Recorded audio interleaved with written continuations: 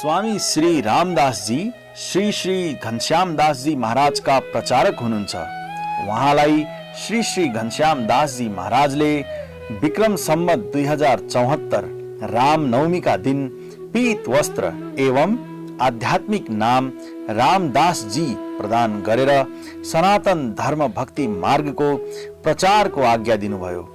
श्री गुरुदेवको आज्ञालाई शिरोधार्य गर्दै श्री रामदास जीले सनातन धर्म भक्ति मार्गको प्रचार सेवा गरिरहनु भएको छ। भौतिक शास्त्रमा स्नातक एवं व्यवस्थापनमा स्नातकोत्तर गर्नुभएका स्वामी श्री रामदास जीले नेपाल एवं भारतका विभिन्न स्थानहरूमा प्रवचन एवं सत्संग मार्फत सनातन धर्मको सिद्धान्तलाई जन जनमा पुर्याउने प्रयत्न गर्नुभएको छ। उहाँको सम्पर्कमा आएर श्रद्धालु जनहरूले सनातन धर्मको सिद्धान्तलाई जानेर त्यस अनुसारको साधना गरेर श्री गुरुदेवको अनुकम्पाद्वारा आध्यात्मिक सुख शान्तिको अनुभव गरेका छन्। आउनुहोस् स्वामी श्री रामदास जीको प्रवचन सुनेर लाभ प्राप्त गरौं। भगवानलाई कसरी प्राप्त गर्न सकिन्छ जान्नका लागि भगवत प्राप्तिको उपाय प्रवचन श्रृङ्खला हेर्नुहोस्। भगवानलाई कसरी प्राप्त गर्न सकिन्छ यसको बारेमा आजसम्म धेरै विषयहरूमा चर्चा गरिसक्यौं। सबैभन्दा पहिला त भगवानको अस्तित्व सिद्ध गर्यौं, त्यसपछि भगवानसँग हाम्रो के मतलब छ त्यो पनि बुझ्यौं। भगवान नै आनन्द भएको कारणले गर्दा अनि हामी सबै आनन्द नै चाहन्छौं, यो कारणले गर्दा भगवानसँग हाम्रो सम्बन्ध छ। यदि भगवान बाहेक संसारमा या अन्य कुनै व्यक्ति वस्तुमा आनन्द हुँदो हो, ऊबाट हामीलाई प्राप्त हुँदो त भगवानसँग खासै सम्बन्ध रहँदैन थियो। त्यसैले भगवानसँग हाम्रो अनिवार्य सम्बन्ध छ। जुन आनन्दको खोजीमा हामी छौं त्यो आनन्द अनन्त मात्राको हुन्छ, प्रतिक्षण बढ्दै जान्छ र सधैँ रहिरहन्छ र यस्तो आनन्द भगवान नै हुनुहुन्छ। त्यसैले भगवानलाई प्राप्त गर्नु छ, चाहे आज गरौं, चाहे भोलि गरौं, चाहे अर्को जन्ममा गरौं, चाहे करोडौं जन्मपछि गरौं, तर एक दिन भगवानलाई प्राप्त गर्नु छ। जबसम्म भगवानलाई प्राप्त गर्दैनौं तबसम्म हाम्रो यो आनन्दको खोजी चलिरहन्छ, तर कहीँ पनि हामी पुग्दैनौं, किनकि भगवान बाहेक अन्यत्र कहीँ पनि आनन्द छैन। अब त्यसो हो भने भगवानलाई कसरी प्राप्त गर्ने यसको बारेमा वेदले बतायो। भगवानलाई जानेर नै भगवानलाई प्राप्त गर्न सकिन्छ, तर भगवानलाई जान्नको लागि केवल यो मानव देहमा नै सम्भव छ। यो मनुष्य देह बाहेक अन्य कुनै पनि देहमा हामी भगवानलाई जान्न सक्दैनौं। त्यसैले चराचर सबै जीव मनुष्य देहको निम्ति भगवानसँग प्रार्थना गर्दछन्। यति दुर्लभ शरीर हो यो, जसको हामीले सही सदुपयोग गरेनौं। यो देव दुर्लभ मानव देह पाएर पनि इन्द्रियको विषयको पछाडि दौडिएर संसारी सुखको निम्ति बर्बाद गर्यौं। त्यसैले भगवानलाई जान्न जरुरी छ यही मानव देहमा, र त्यसको निम्ति अन्य कुनै पनि उपाय छैन। न कसैलाई सोधेर जान्न सक्छौं, न वेदशास्त्र पढेर जान्न सक्छौं, न अवतार कालमा नै जान्न सक्छौं, किनकि भगवान जान्न मिल्ने, जान्न सकिने तत्त्व नै होइन। अनेकौं कारणहरू छन्। भगवान दिव्य हुनुहुन्छ, हाम्रो इन्द्रिय मन बुद्धि माइक छन्। भगवान अनन्त विरोधी धर्मको अधिष्ठाता हुनुहुन्छ, त्यसैले भगवानलाई कसैले पनि जान्न सक्दैन। त्यसो भए कि आजसम्म कसैले पनि भगवानलाई जानेका छैनन् त? अनन्त जीवले जाने भगवानलाई कसरी? भगवानको कृपाद्वारा। जसमाथि भगवानले कृपा गरिदिनुहुन्छ त्यो जीवले भगवानलाई जान्न सक्छ, देख्न सक्छ, प्राप्त गर्न सक्छ।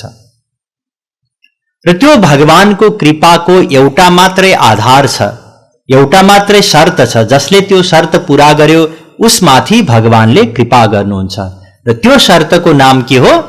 शरणागति। त्यसैले सर्वप्रथम भगवानको शरणमा जानुपर्छ, अनि भगवानले कृपा गरिदिनुहुन्छ, अनि हामी भगवानलाई जान्न सक्छौं, अनि भगवानलाई प्राप्त गर्न सक्छौं, अनि हाम्रो आनन्द प्राप्तिको लक्ष्य सिद्ध हुन्छ। तर भगवानको शरणागति सम्भव छैन, किनकि भगवान प्रत्यक्ष हुनुहुन्न। त्यसैले प्रारम्भमा गुरुको शरणागति अनिवार्य हो। र गुरुको बारेमा पनि चर्चा गरियो र बताइयो। जुन जीवले भगवानलाई प्राप्त गरेको हुन्छ त्यो जीवलाई गुरु भनिन्छ, महापुरुष भनिन्छ। र यस्तो गुरुमा दुईटा योग्यता अनिवार्य हो, दुईटा योग्यता, अरू तेस्रो कुनै योग्यता छैन। पहिलो योग्यता हो श्रोत्रिय हुनुपर्छ, वेद शास्त्रको ज्ञान हुनुपर्छ, यो पहिलो योग्यता। र दोस्रो योग्यता हो ब्रह्मनिष्ठ हुनुपर्छ, अर्थात् भगवानलाई प्राप्त गरेको हुनुपर्छ। यस्तो श्रोत्रिय ब्रह्मनिष्ठ व्यक्ति गुरु हुनको लागि योग्य हुन्छ। र यस्तो गुरु कसरी चिन्ने त, यसको बारेमा पनि चर्चा गर्यौं।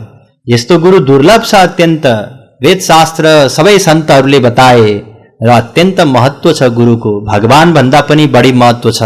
किनकि प्रारम्भमा हामीलाई तत्त्वज्ञान दिने कार्य, साधना गराउने कार्य, हाम्रो संस्कारसँग लड्ने कार्य, भगीरथ प्रयत्न गरेर एउटा साधकको पछाडि गुरुले उसको अन्तःकरण शुद्ध गरिदिनुहुन्छ, त्यो शुद्ध अन्तःकरणलाई दिव्य बनाइदिनुहुन्छ र भगवानको प्रेम दान गरिदिनुहुन्छ।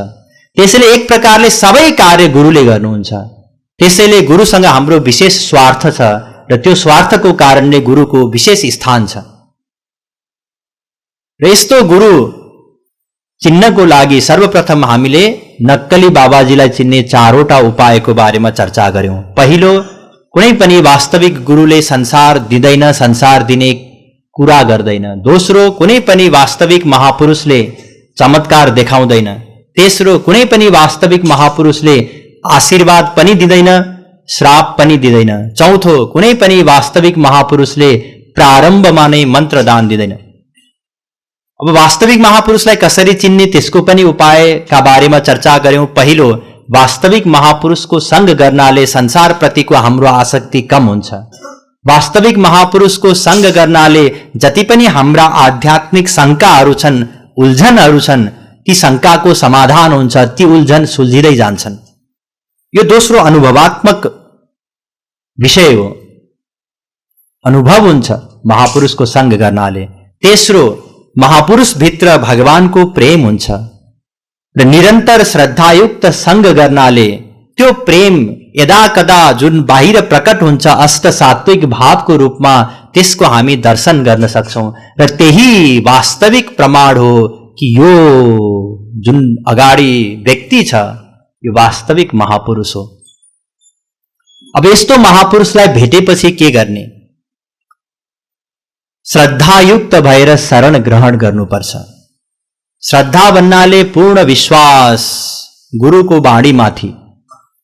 र यस प्रकारले जब श्रद्धायुक्त भएर संग गर्छौं अनि गुरुले हामीलाई उपदेश दिनुहुन्छ भगवानलाई कसरी प्राप्त गर्ने, भगवत प्राप्तिको मार्गको बारेमा चर्चा गर्नुहुन्छ, सम्झाउनुहुन्छ, बाटो देखाउनुहुन्छ, त्यो बाटोमा हिँडाउनुहुन्छ।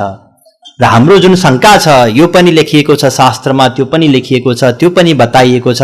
त्यसो गरे हुने हो कि समाजमा त यस्तो चलन छ, हामीले यस्तो गर्दै आइराखेका छौं, हाम्रो संस्कार यो छ, हाम्रो संस्कृति यो छ, हाम्रो परम्परा यो छ। यी सबै कुराहरूको शास्त्र सम्मत समाधान गरिदिनुहुन्छ गुरुले। अब आजदेखि हामी भगवत प्राप्तिको मार्गको बारेमा चर्चा गर्नेछौं। अब भगवानलाई प्राप्त गर्ने मार्ग भन्नाले के बुझिन्छ? हेर्नुस्, भगवानलाई प्राप्त गर्ने मार्ग भन्नाले साधन बुझिन्छ। किनकि हाम्रो संसारी जस्तो बाटो हुन्छ नि, यहाँ कहीँ जानु पर्यो भने हामीसँग बाटो छ, यस्तो बाटो होइन। भगवानलाई प्राप्त गर्ने बाटो या मार्ग भन्नाले साधनलाई बुझिन्छ। हामीले जुन साधना गर्दछौं त्यो साधना अलग अलग प्रकारको छ, त्यसैले अलग अलग मार्ग भनियो। र ती सबै साधनहरू 3 भागमा विभक्त गरिएको छ। हाम्रो वेदमा जे जति आध्यात्मिक साधनाहरू छन् ती साधनालाई 3 वटा विभागमा वर्गीकरण गरिएको छ। वेदा ब्रह्मात्म विषयास त्रिकाण्ड विषया इमे, भागवत 11:21-35, अर्थात 3 वटा काण्ड छन्। पहिलो कर्मकाण्ड, दोस्रो ज्ञान काण्ड, तेस्रो उपासना काण्ड या भक्ति। त्यसो त वेद अनन्त छ, यस अगाडि पनि चर्चा गरियो। तर वर्तमान समयमा लगभग 1 लाख मन्त्र वेदका उपलब्ध छन् र ती 1 लाख मन्त्र मध्ये 80,000 मन्त्र कर्मकाण्डसँग सम्बन्धित छन्। 80%। यदि बहुमतको कदर हुँदो, हिजो आज बहुमतको शासन चल्छ संसारभरि भने एक प्रकारले 2/3 भन्दा पनि बढी छ कर्मकाण्डको हिस्सा वेदमा। त्यसपछि 4000 मन्त्र ज्ञान काण्डसँग सम्बन्धित छ र 16,000 मन्त्र उपासना अर्थात भक्तिसँग सम्बन्धित छ। अब यो कर्मकाण्ड केलाई भनिन्छ? हेर्नुस्, 2 प्रकारको कर्म हुन्छ। एउटा लौकिक कर्म भनिन्छ, अर्को वैदिक कर्म भनिन्छ। हामी 2 प्रकारको कर्म प्राय गर्दछौँ। जस्तो बिहान उठिसकेपछि हाम्रो बच्चाहरू कहाँ जान्छन्? खानासाना खाइवरी पढ्न जान्छन् नि। यो वैदिक कर्म होइन, यो लौकिक कर्म हो, अर्थात् संसारी कर्म होइन र? हामी पनि कहाँ जान्छौँ? अफिस जान्छौँ। यो पनि वैदिक कर्म होइन। के कर्म हो? लौकिक कर्म, संसार सम्बन्धी कर्म। किनकि शरीरलाई त चलाउनु पर्यो। शरीर चलाउनको लागि जे जति कर्म हामी गर्छौँ संसार सम्बन्धी, त्यसलाई लौकिक कर्म भनिन्छ। र यसपछि जहाँ जहाँ कर्मको चर्चा गरिनेछ त्यो कर्म भन्नाले लौकिक कर्म होइन। कुरा बुझ्नुभयो? जहाँ जहाँ शास्त्रमा कर्म भनिएको छ त्यो कर्म भन्नाले अफिसमा गएर गर्ने काम, घरको काम, यी कर्मलाई भनिएको होइन। केलाई भनिएको? वैदिक कर्मलाई भनिएको। वेद प्रणिहितो धर्म भागवत 6:1-40 जुन वेदमा प्रतिपादन गरिएको छ, बताइएको छ, ती कर्मलाई वैदिक कर्म भनिन्छ, अर्थात् साधारण शब्दमा केवल कर्म भनिन्छ। र ती कर्म 2 प्रकारका हुन्छन्। एउटा इष्ट अन्तर्गत पर्छन्, एउटा पूर्त अन्तर्गत पर्छन्। जुन कर्म गर्नको लागि वेद मन्त्रमा बताइएको विधिलाई को पालना गरिन्छ, ती कर्म इष्ट अन्तर्गत पर्दछन्। र जुन कर्मको आज्ञा वेदले दिएको छ तर त्यो गर्नको लागि संसारी नियम अनुसार, लौकिक कर्म अनुसार गरिन्छ। जस्तै विद्यालय बनाइदिनु, अनाथालय बनाइदिनु, यी सबै पूर्त अन्तर्गत पर्दछ। र जुन वैदिक कर्म हो, अब जुन कर्म यहाँ जुन वैदिक कर्मको चर्चा गरिएको छ ती अनेक प्रकारका हुन्छन्।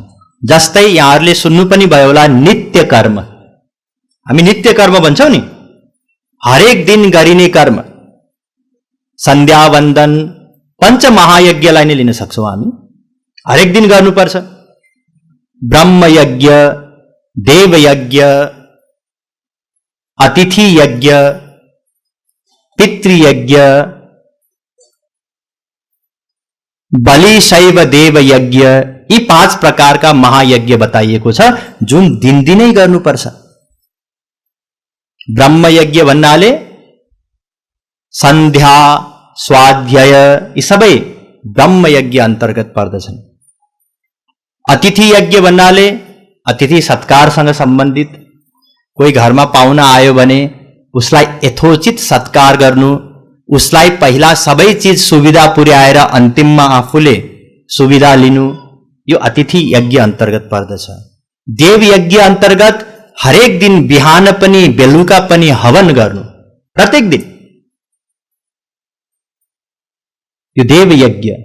पितृयज्ञ अन्तर्गत देवता, माता, पिता, गुरु यिनीहरूको पूजा गर्नु, हरेक दिन श्रद्धायुक्त भएर।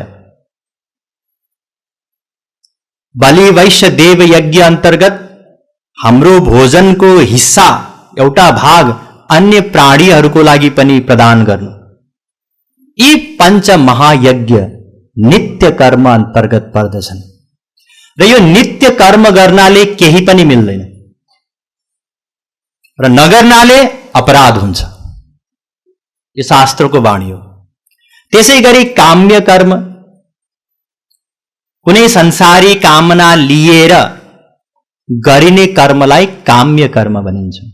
नैमित्तिक कर्म, संसारी कुनै घटनाक्रमले गर्नुपर्ने कर्मलाई नैमित्तिक कर्म भनिन्छ। जस्तै सन्तानको जन्म भयो भने जात कर्म संस्कार गरिन्छ सनातन धर्म अनुसार।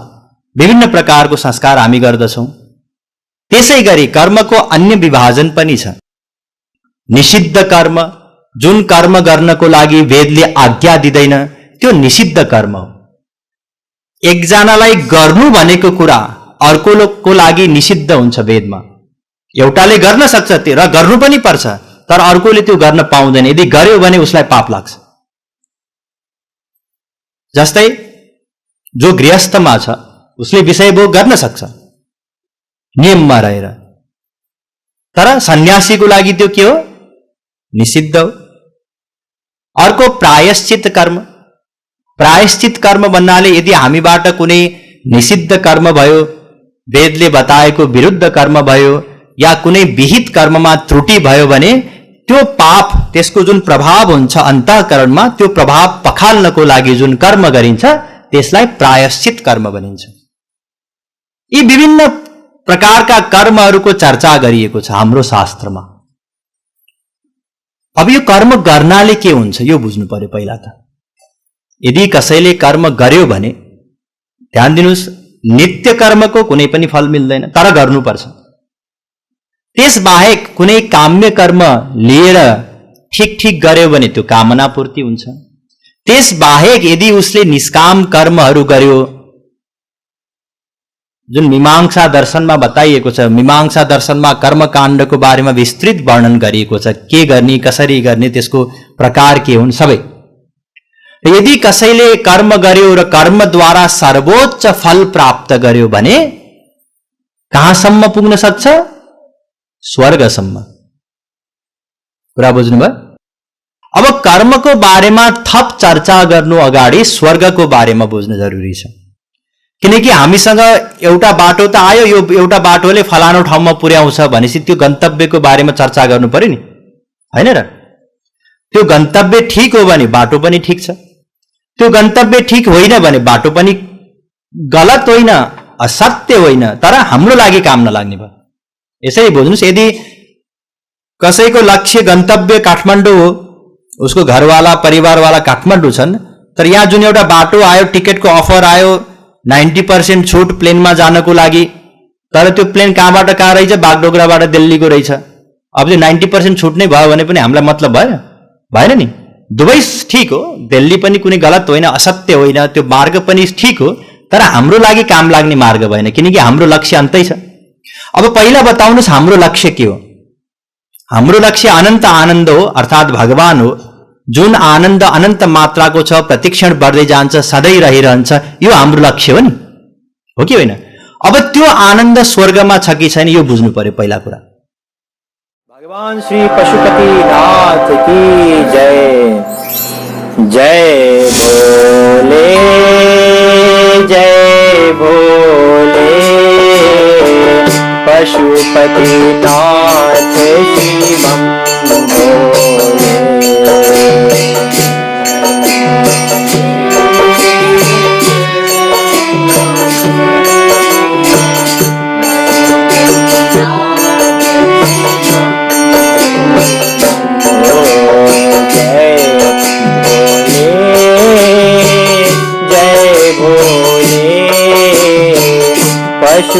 पशुपतिनाथ शिवम भोले।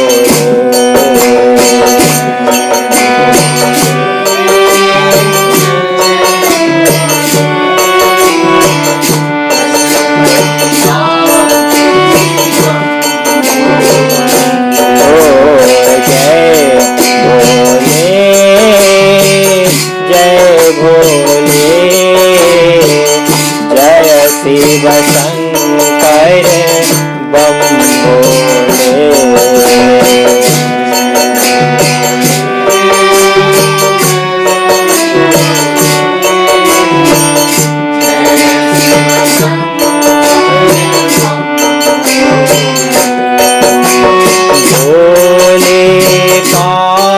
डमरू बोले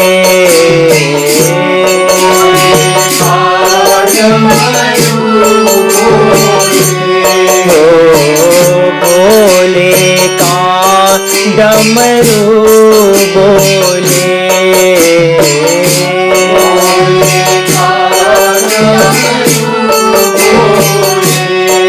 ओ जय जय बम बम बम भोले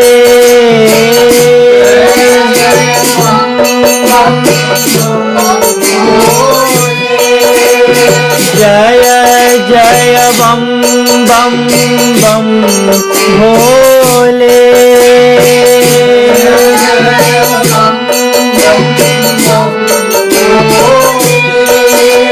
इतनी कृपा कर दे भोले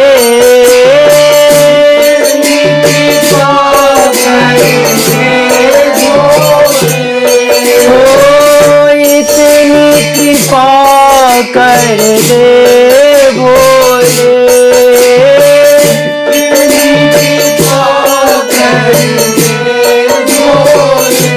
हमें गोपी प्रेम मिले भोले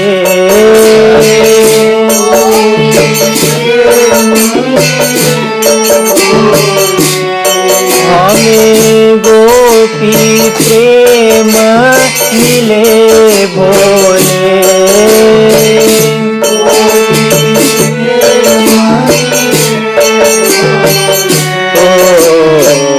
जय भोले जय भोले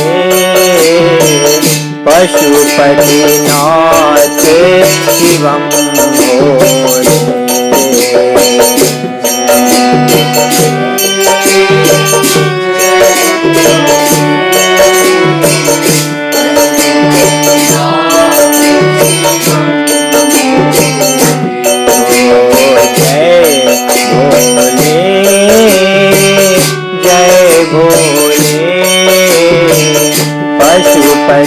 पशुपतिनाथ शिवम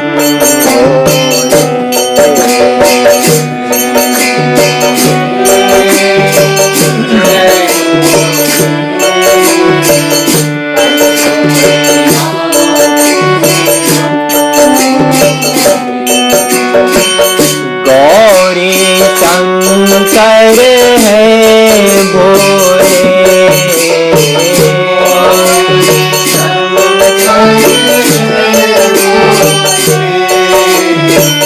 गौरी शंकर है भोले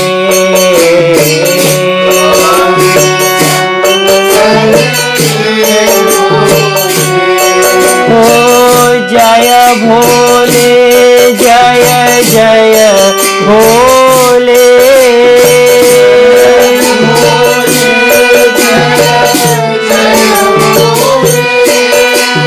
जय भोले जय जय भोले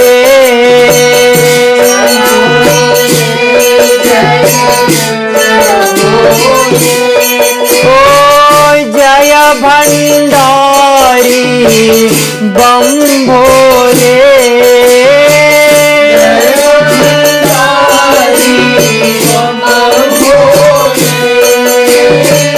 जय भंडारी बम भोले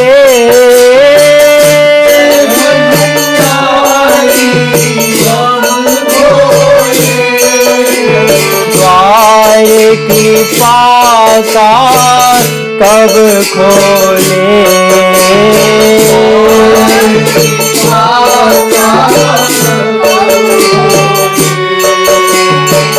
द्वार कृपा का कब खोले